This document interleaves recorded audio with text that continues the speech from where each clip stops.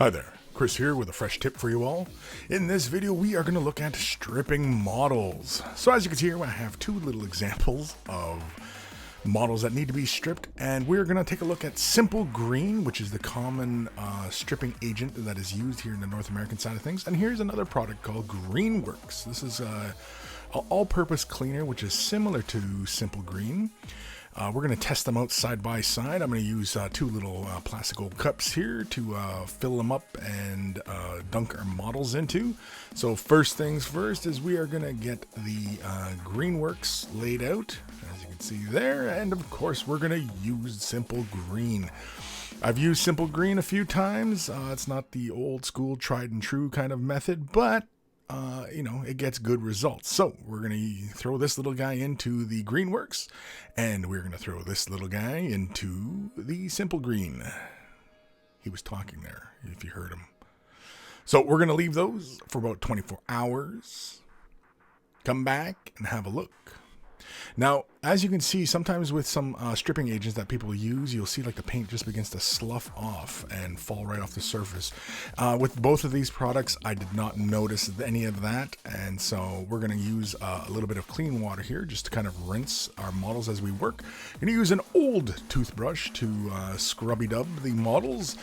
Make sure it's an old toothbrush, and I'm also going to use this little dental pick. A lot of sculpting sets will have this little dental pick, so you don't have to go bug your dentist or anything like that.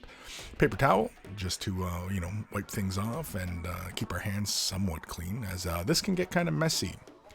So first things first, we're going to look at Simple Green. We've got our little area all set up to go, and you can see like the paint, it looks pretty unremarkable.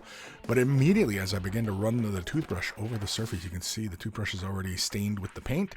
These models were painted with Citadel Contrast and the Citadel primers. They were given like a 2 prime of I believe it was Wraithbone and then white, I think, and then the other one, I think this guy was just Wraithbone, and then the other one I think will have 2 layers on him.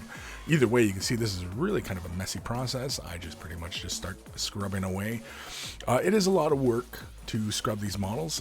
We're not using a whole lot of pressure on the toothbrush. It's just, pretty much just running the bristles. If you feel the model moving in your hand a little too much, you are brushing just a little bit too aggressively, and it actually might not scrub it up as properly as it might. So we rinse it off really quick here, and just as a quick demonstration, you can see a lot of the paint has been pulled, and so I continued the work for another, I think about 10-15 minutes, not even, and you can see quite a bit of the paint has been removed, right down to the primer. Some areas you can see that the primer has been removed entirely. So again, with more work, it all depends on how much of the paint you want to remove. I actually would be okay with it about this level. I also used the Citadel Scrub-A-Dub brush. It's usually used for just cleaning the model, getting flash lines and just stuff like that. And it works just well. I switched to that just because the bristles are a little firmer. So if you can find a little bit of a firmer scrub brush, by all means, feel free to use it. I definitely would only use a plastic bristle brush to do this. I would not use any kind of metal brushes, as those will abrade the surface. And I also used the pick just to get into the little nooks and crannies and such. If need be, some models might have a little bit heavier layer of paint on them, whereas these were really not that heavy. This is the Greenworks, and we are gonna just pull the model right out, and you can see, it's pretty normal looking, and then really fast, look how fast you can see the paint being lifted right off that surface. I was actually quite surprised. I thought this was gonna just like work right through all the paint layers, but as a bit of a spoiler here as we work our way through, the paint, like the contrast layer, only came right off, and it brought it right down to the primer layer, and the primer layer actually was kind of untouched, which was actually kind of surprising. There was a little bit of abrasion on some of the corners of stuff, but you can see there I did a pre-shade on this model, so it was the Kemery Dust, I believe, spray paint, and then it was the Wraithbone spray on top as a pre-shade, and you can see the 2 different tones on there. You can see it's kind of brighter at the top. That's the primer layer there, and so I switched to the Scrub-A-Dub, Citadel Scrub-A-Dub, and begin working that up, and you can see just lathers right up. It's just like scrubbing a little dog or something like that. He's just getting worked over really intensely.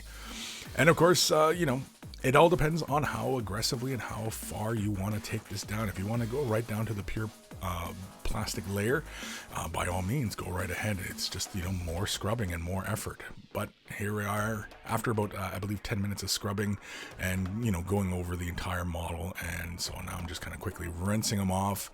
And you can see that it works pretty well. Side by side, we'll do in a moment here, but it worked pretty well. So if you can only get your hands on this stuff, especially in Canada, is where I'm located, it's a little bit easier to find this product than it is to find the Simple Green. But here they are side by side. The guy on the left was done with the Green Works, and the one on the right, Simple Green. And so there we are. Big thank you to all my patrons who currently support and make these videos possible. If you're considering Patreon support, head over to Patreon/KBello and also wayofthebrush.com. And thank you for watching.